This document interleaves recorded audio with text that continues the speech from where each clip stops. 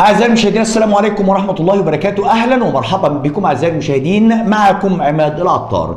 النهارده الخبر اللي قدامي: السيسي يلتقي برينز، تأكيد مصري أمريكي حول وقف النار في غزة. كل شغله الشاغل إيقاف النار في غزة.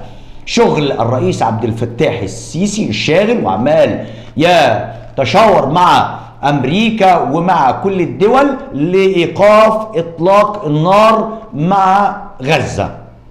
إسرائيل توقف إطلاق النار في غزة، ده كل شغله الشاغل. ده العنوان اللي قدامي. أكدت مصر وأمريكا استمرار التشاور والتنسيق المكثف حول الأوضاع في غزة لتحقيق أهداف وقف إطلاق النار وحماية المدنيين وتفعيل حل الدولتين.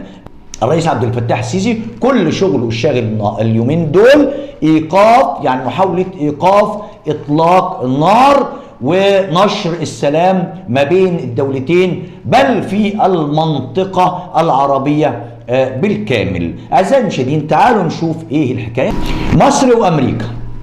مصر وأمريكا النهاردة اجتمعوا ليه؟ عشان يتشاوروا ويتم التنسيق المكثف حول الأوضاع في غزة. ليه؟ عشان يحققوا هدف وقف إطلاق النار ويحموا المدنيين، ولازم يكون في حل بين الدولتين بما يعزز جهود إرساء الأمن والاستقرار في المنطقة. النهاردة أمريكا ومصر بيتشاوروا وبيعملوا اجتماعات، الهدف منه إن إيقاف إطلاق النار بين إسرائيل وحماس. والهدف من ده كله زي ما احنا قلنا إرساء الأمن والاستقرار في المنطقة بالكامل. طب ده جه خلال استقبال الرئيس المصري عبد الفتاح السيسي اليوم مع ويليام برينز رئيس وكالة الاستخبارات المركزية الأمريكية. كان بحضور اللواء عباس كامل رئيس المخابرات المصرية.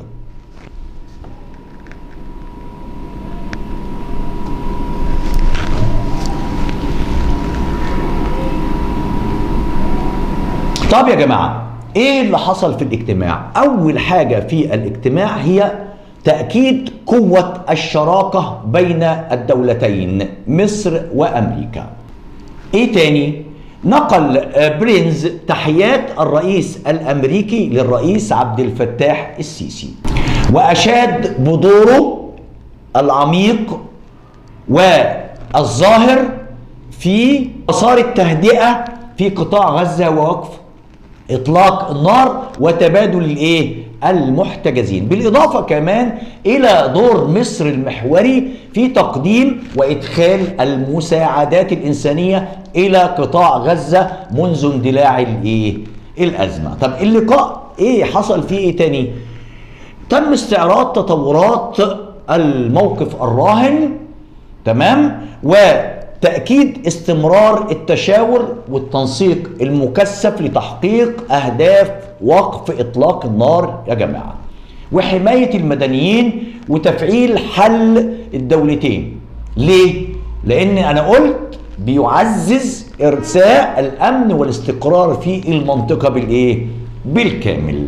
طيب، مدير وكالة الاستخبارات المركزية الأمريكية احنا قلنا التقى اليوم ورئيس الموساد ديفيد ورئيس الوزراء القطري محمد بن عبد الرحمن الثاني مع مسؤولين مصريين في القاهرة. ليه؟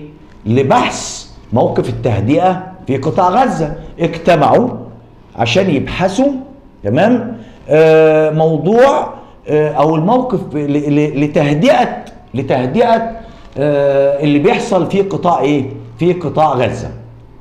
تمام. بالنسبة في الاجتماع يا جماعة تزايد الضغوط الدولية للتوصل إلى هدنة بين إسرائيل وحماس. هنا قناة القاهرة الإخبارية قالت إن كان في اجتماع في ظل تزايد الضغوط الدولية للتواصل إلى هدنة بين إسرائيل وحماس. بالنسبة لإسرائيل، إسرائيل أو نقلت هيئة البث الإسرائيلية قبل كده قالت إن الحكومة الإسرائيلية قررت رسميا المشاركة في اجتماع القاهرة الأمني الذي يعقد بمشاركة أمريكية ومصرية وقطرية لبحث تطورات صفقة تبادل الأسرى المحتملة بين إسرائيل وحركة حماس. القرار الإسرائيلي ده جه بعد تردد لأيام في ظل ما وصفها الإسرائيليون بالمواقف المتصلبة لحماس في صفقة التبادل. الموضوع ده أو القرار ده جه بعد تردد وبحسب برضو هيئة البث الإسرائيلية قالوا ان الوفد الإسرائيلي كان او يتكون من رئيس جهاز الموساد ديفيد ورئيس الشباك واللواء نيتاسان. طبعا بذكركم ان الحرب قامت يوم 7 اكتوبر لما شن مقاتلون من حماس في قطاع غزة او من قطاع غزة التي تسيطر الحركة عليها منذ عام 2007 هجوم على جنوب إسرائيل أدى إلى مقتل أكثر من 1160 شخص معظمهم من المدنيين بحسب أرقام طبعا إسرائيلية رسمية. وزاد على الهجوم وردا طبعا على الهجوم توعدت إسرائيل بالقضاء على حركة حماس، وطبعا شنت هجوم خلف ما لا يقل عن 38,340 قتيل في قطاع غزة معظمهم من الأطفال والنساء بحسب آخر حصيلة نشرتها وزارة الصحة التابعة لحركة حماس.